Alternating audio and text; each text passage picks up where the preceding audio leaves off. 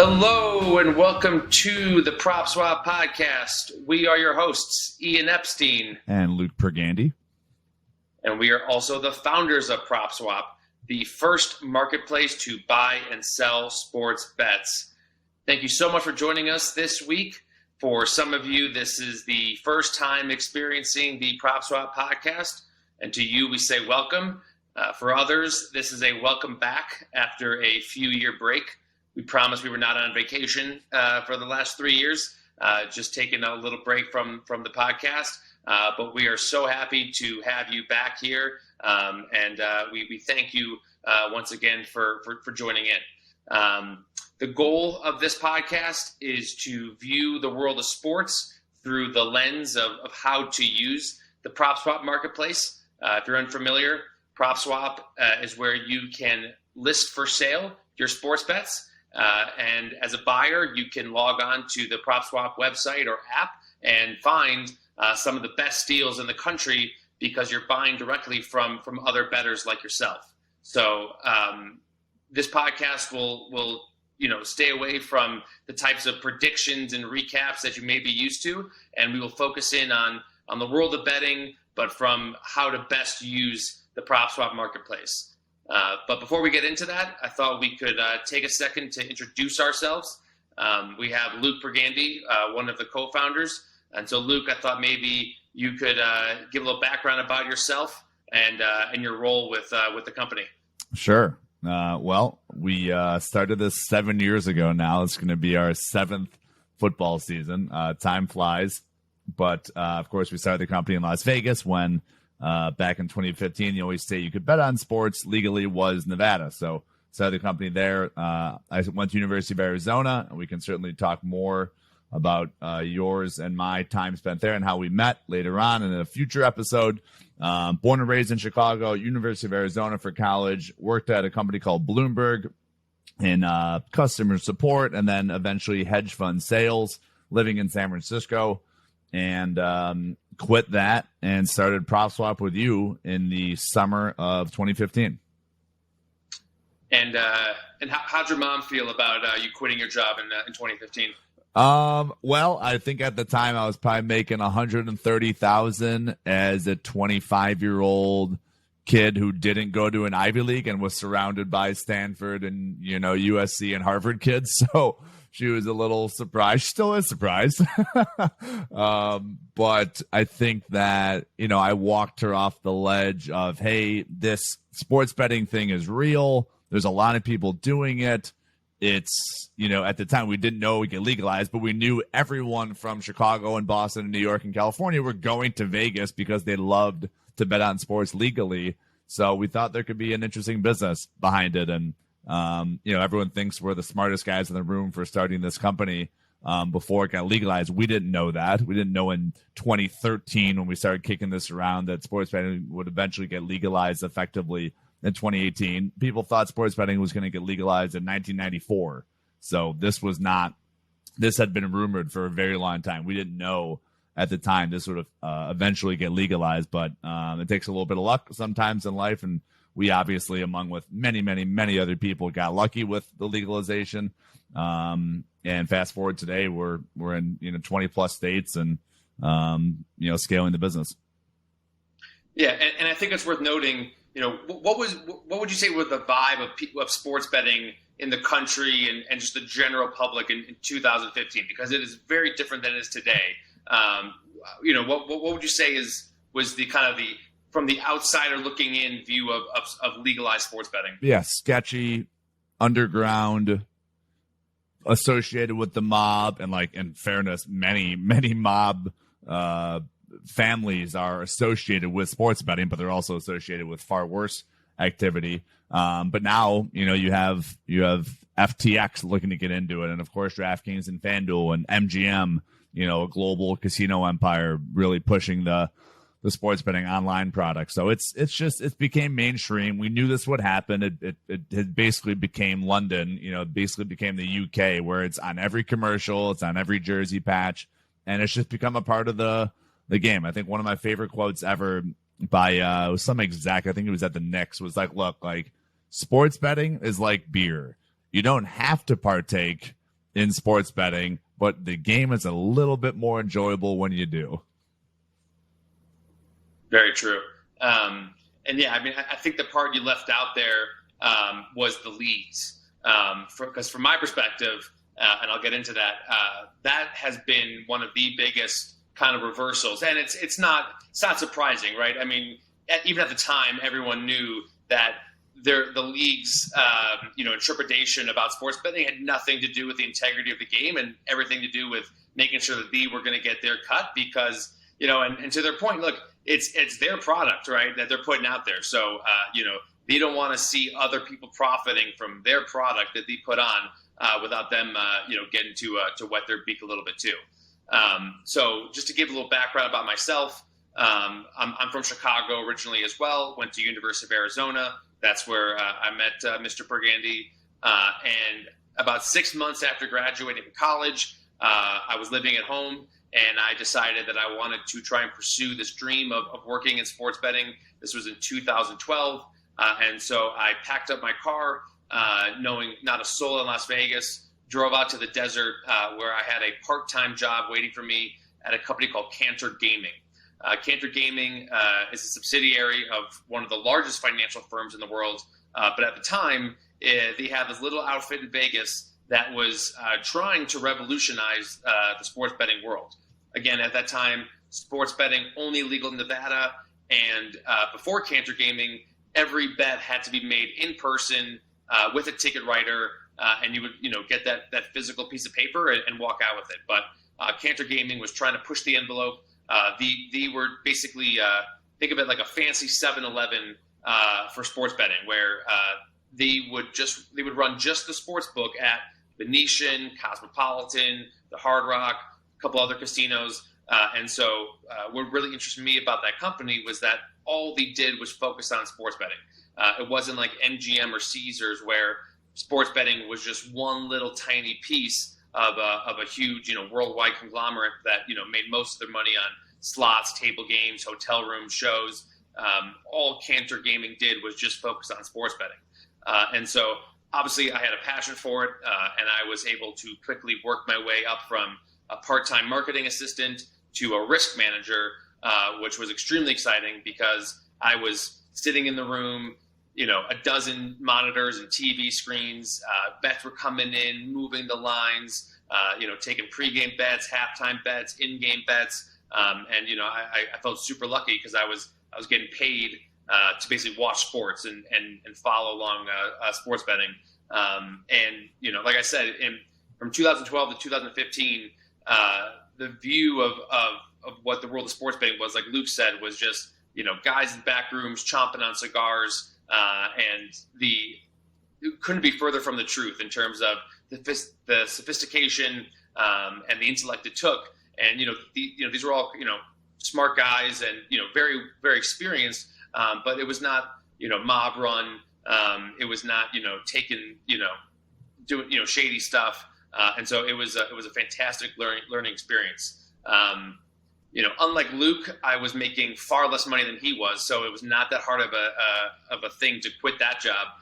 As much as I loved it, it was not exactly breaking the bank. So when this opportunity presented itself, it seemed like a very low risk thing because I wasn't exactly giving up a high paying job. And like Luke said, at that time, we didn't know that sports betting was going to get legalized, right? So at that time, the attainable market in Nevada for how much money you could possibly make was very small, right? If sports betting only stayed legal in Nevada, and that was the case today, there just wasn't going to be that much money to go around. So I thought it was a viable opportunity, and then in 2018 we kind of struck gold. Hey, certainly on its way.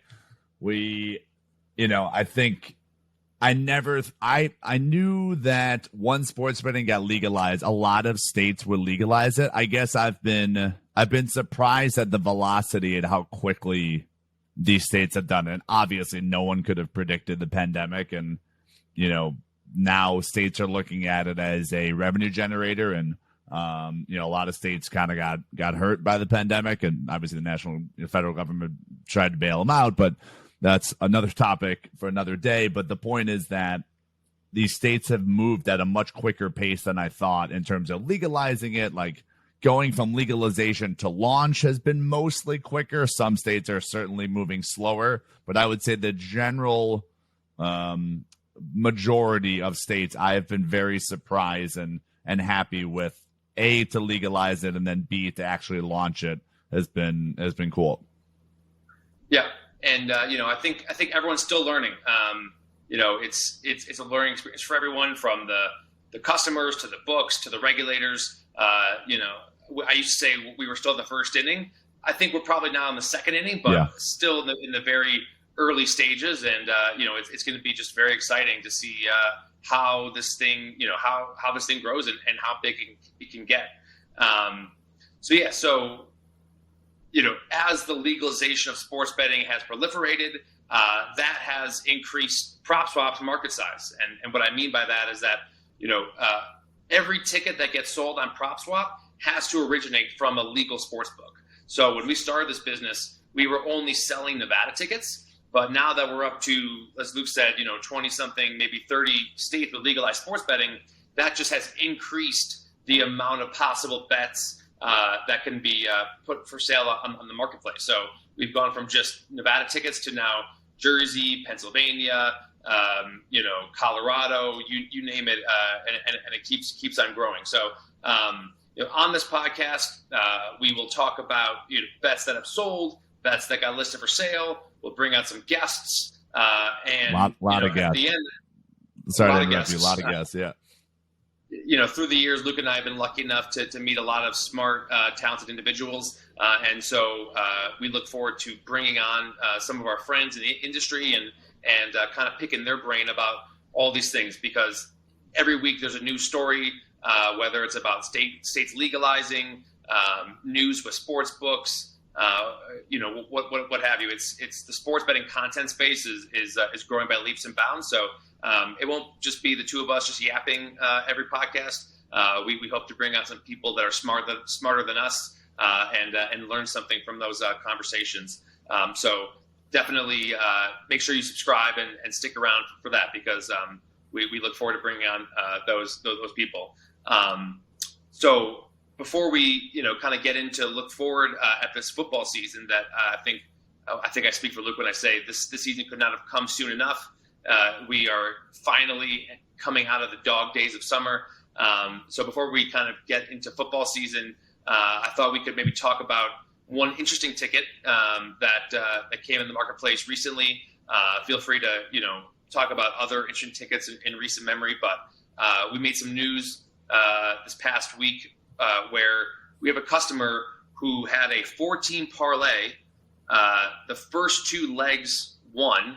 And all that's left is the Atlanta Braves to win the NL East, which they are currently in second place, a couple games behind the Mets, and the Bengals to win the AFC North. And this customer bet $100 to win $91,000. Again, the first two legs are in, and he's got those two legs remaining. So Luke, why don't you tell us about your interactions with the customer and where we stand with this ticket? Yeah. So North Carolina ticket. It's from the state of North Carolina.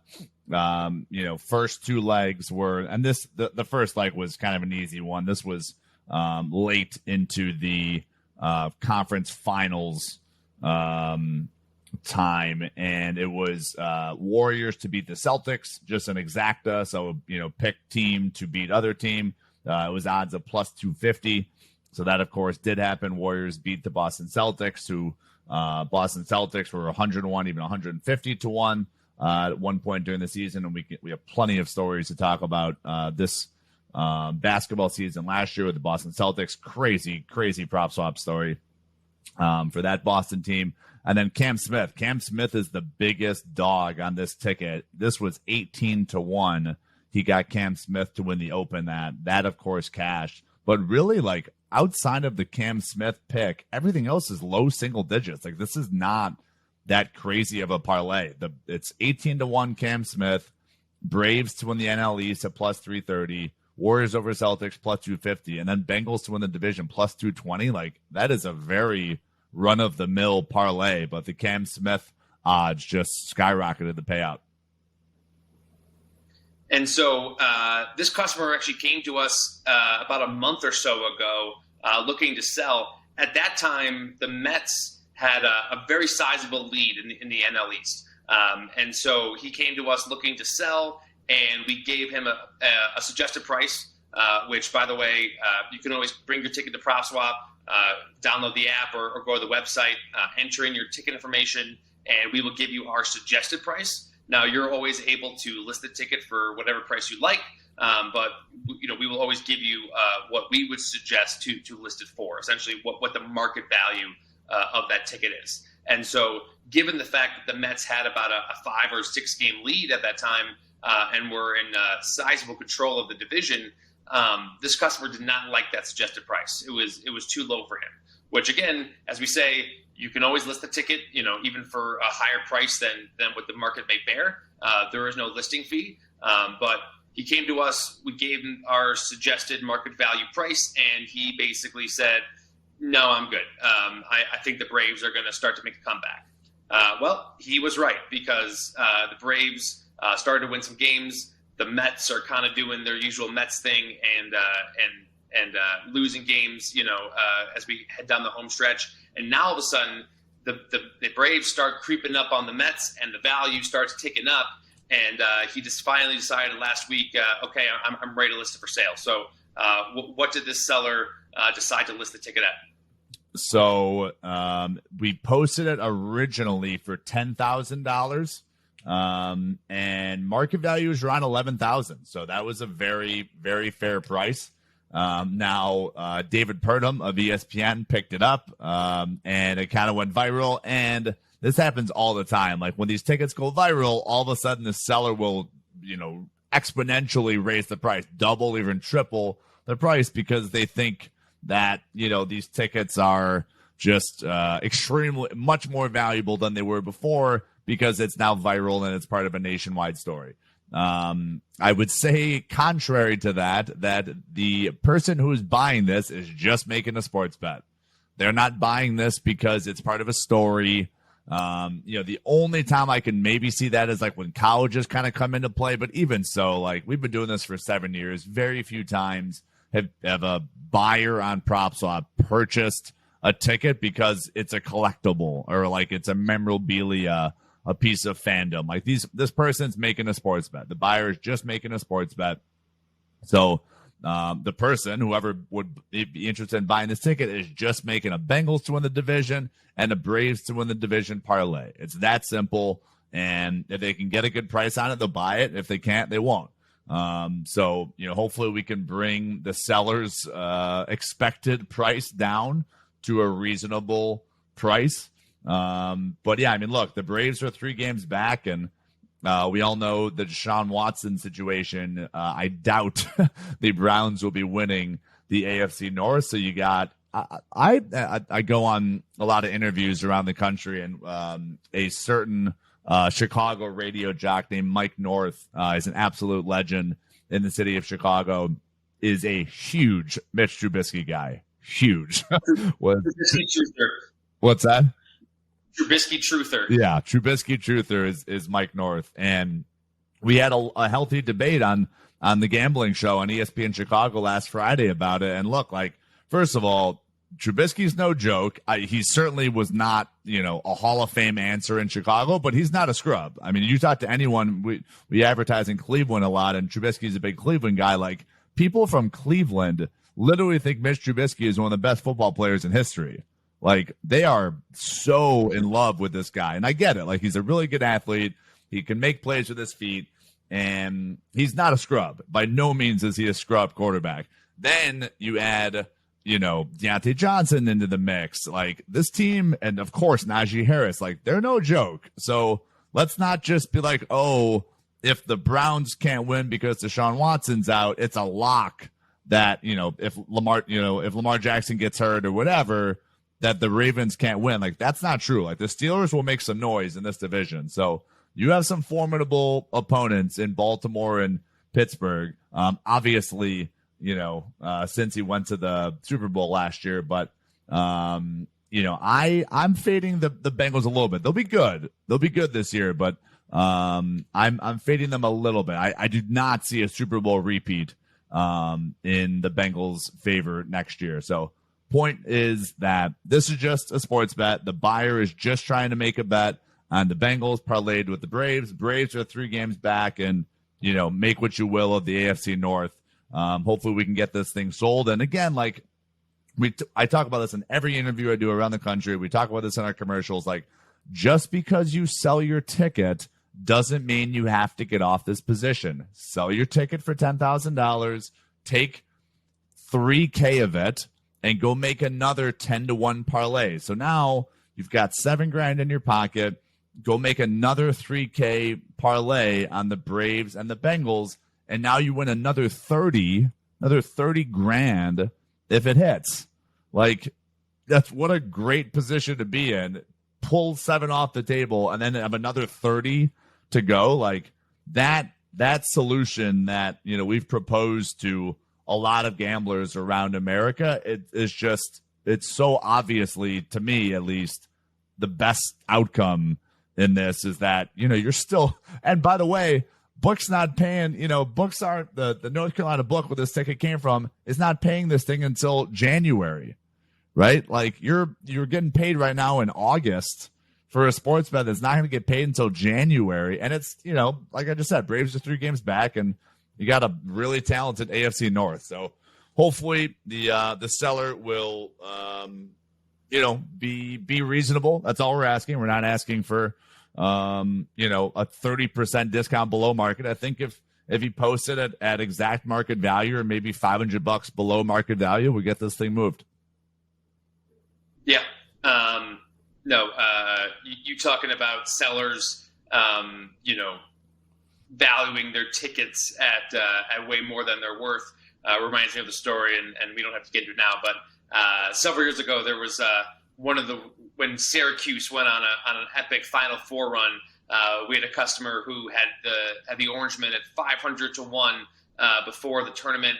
It was a ticket to win like $50,000. And we had several meetings with him, including at a Chinese buffet off the Las Vegas Strip, where he was proposing to us that we should find a Syracuse alum to buy the ticket for $100,000. Now, mind you, if the ticket won, it was going to collect $50,000. But he said that this was such a value piece of memorabilia that Jim Boeheim himself should have paid $100,000 for the ticket.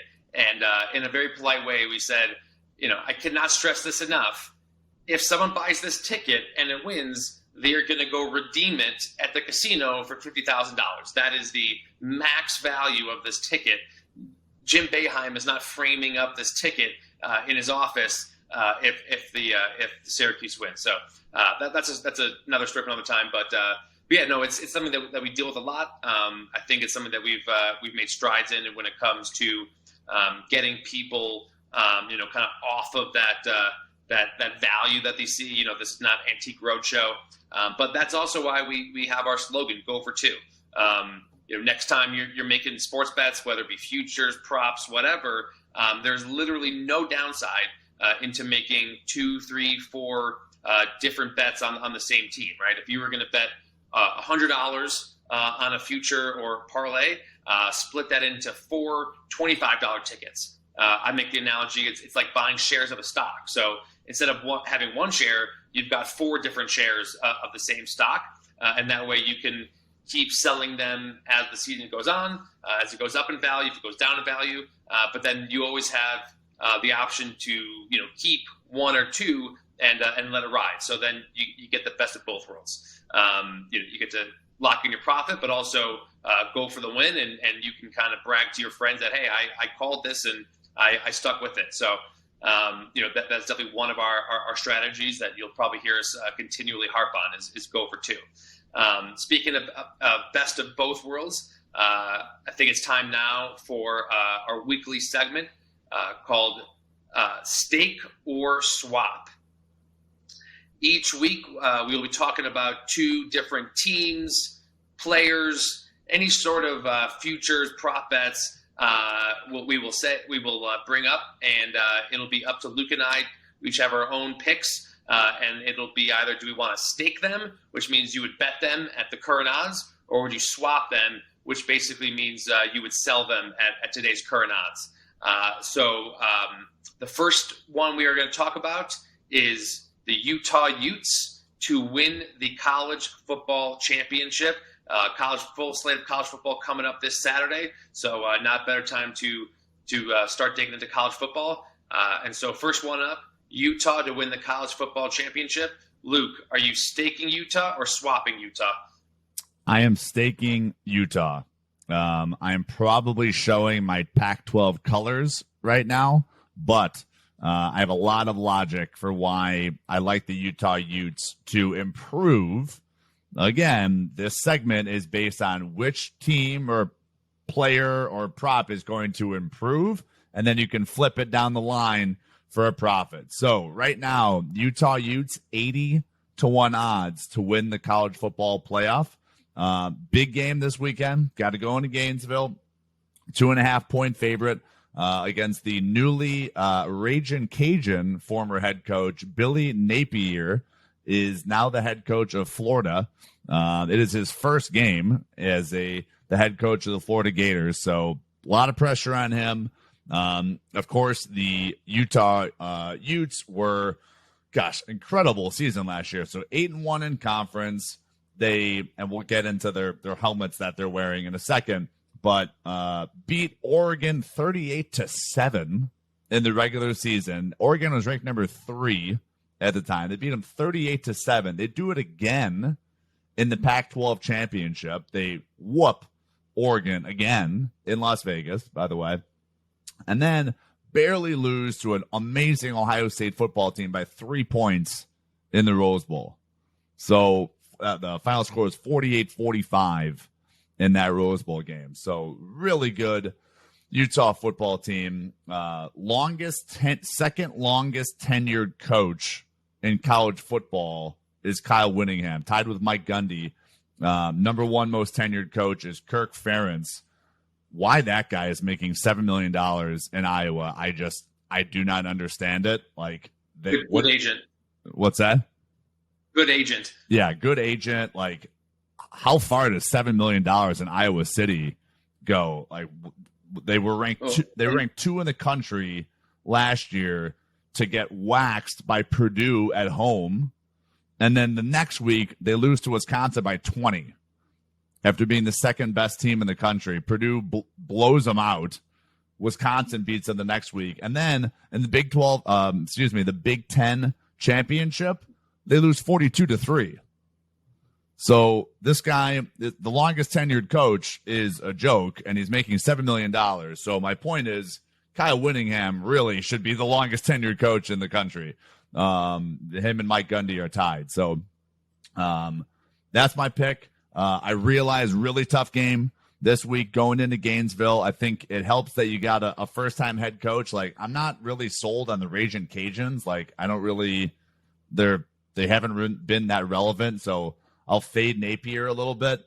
But even so, I will add this caveat. Even if they drop this game in Florida, I would back them again next week at, they'll probably be 150-1, maybe even 200-1. Again, not necessarily saying this team's going to beat Alabama or beat Georgia and the national championship or even the playoff, but I think they will run through the Pac-12 handedly, and you'll be able to sell this thing in November for 5, 6, 7x what you paid for it today.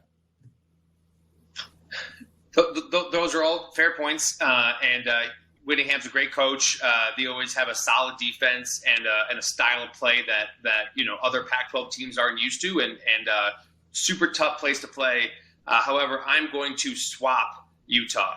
I know I'm jumping on the bandwagon, the hype train, but I am all on USC this year, and so they play USC smack dab in the middle of the season. It's going to be in Utah, but still it's going to be in the middle of the season. And so I have faith in Lincoln Riley and all the recruits that they brought in, that I think they can win that game. And then even if they do win that game, they still go at Oregon, second to last game of the season. And unfortunately, also a Pac-12 guy.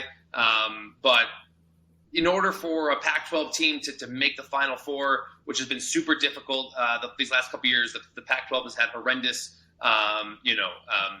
showing up in the Final Four. They just don't have the strength of schedule. So a team like Utah really has to run the table, and not only run the table, but like put out some really good performances against USC and Oregon. I think to make it the Final Four, and then obviously they still got to win, the conference championship. And a lot of times the Pac-12, these teams kind of beat up on each other, right? They'll have a super great win, but then lose a game that they were supposed to win.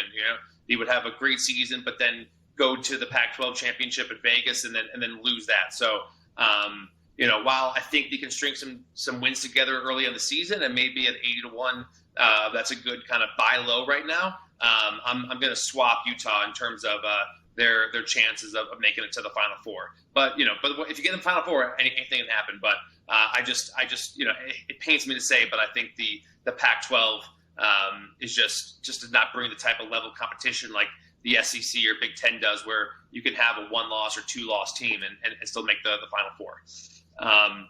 So the next team we're going to talk about is. I got one more point to add, and this is somewhat satirical, but also real life. So, of course, last year, Utah's lost 2 teammates, Ty Jordan and Aaron Lowe, who died within like 1 year of each other. And they are wearing this like upcoming season, these special hand-painted helmets. I'm usually opposed to like special uniforms and special helmets, but in this situation, we're going with the special graffiti painted helmets, and that's why they're going to win the national championship, or at least improve. I don't care about any other logic. It's all about the helmets. Is that all season or for one game? I think it's some hand-picked games. Games. So I am all for helmet games. I am all for when the mascot dies, playing that game. So you tell me when they're wearing those helmets, and I will bet the house on Utah that week. All right. But you cannot get up for every game. You can only get up for a certain number of games. And so send me a reminder when they're going to play in those helmets, and I will back Utah in those games with you. That's 100%. I'm all for those types of white out, black out, painted helmet. I am all for that. Give me all of that. Yes. Okay, great point. Glad you added that. And so the second team that we're going to talk about, or I guess I should say player, again, stake or swap. We could talk about anything from any sport. I'm going to stake Stetson Bennett to win the Heisman Trophy at 100-1 odds. Stetson Bennett, he is 24 years old. Okay, so this guy, he's a man amongst boys, right? He is transferred. He is redshirted. He is 24 years old. He's the starting quarterback for the Georgia Bulldogs. Will he have to step up his numbers from his previous season? Yes, he will, definitely. But this is a guy who made steady improvements all throughout last year, including the championship game, which they won, where he completed 65% of his passes, 2 touchdowns, and no interceptions against Alabama, which, as we all know, one of the best defenses every year, right? So he stepped up in the championship game, won it for Georgia.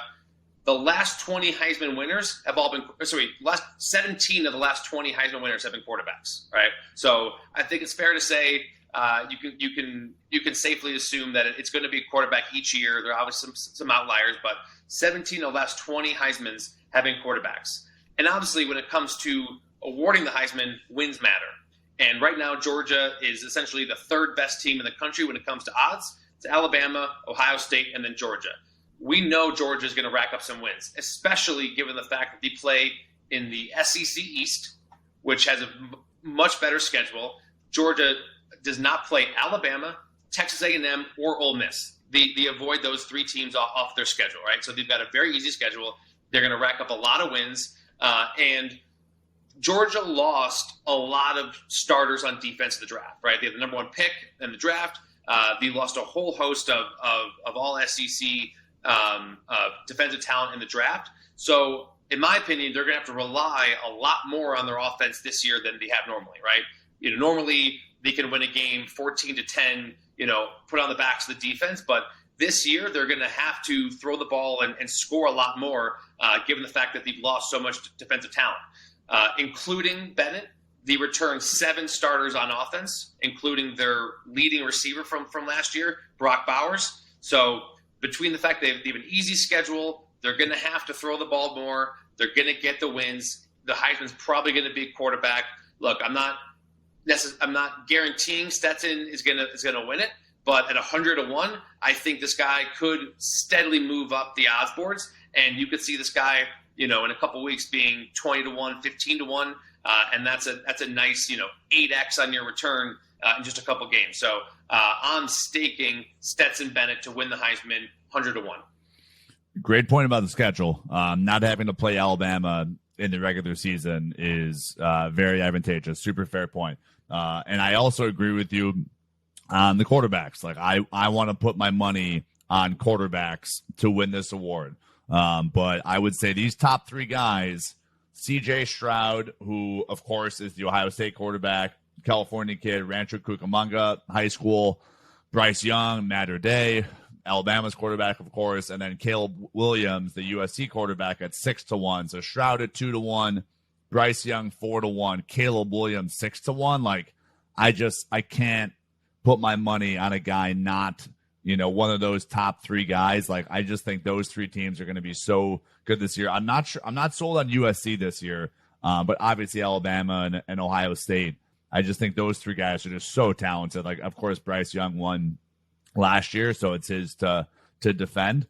So I got to stick with one of those 3 power quarterbacks that I think will take it home. So I will be swapping Stetson Bennett to win the Heisman. And then the most scientific evidence of all is that I was fortunate enough to be at the game last year, the national championship in Indianapolis, and a very, very, very intoxicated Georgia fan said that they had no faith in Stetson Bennett the entire season, and they were so happy to win this with him under center. They were just stunned that this happened. So trust intoxicated fans in the state of Indiana in January. We don't need any other evidence besides that.